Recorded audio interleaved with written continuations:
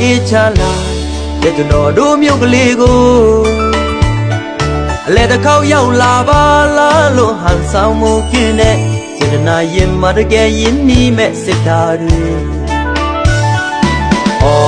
ရှမ်းပဲပုတ်လို့ခေါ်ချင်ခေါ်ပါစေ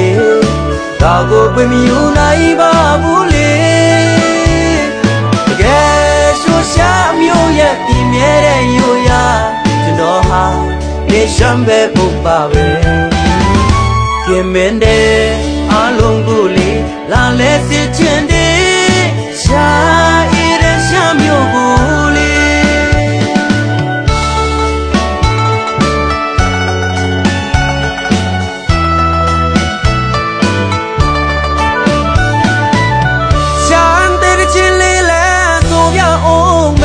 ရှမ်းမျိုးရဲ့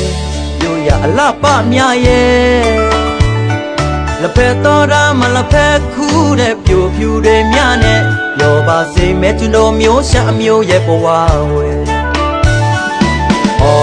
ရှမ်းပဲပုတ်လို့ခေါ်ချင်ခေါ်ပါစ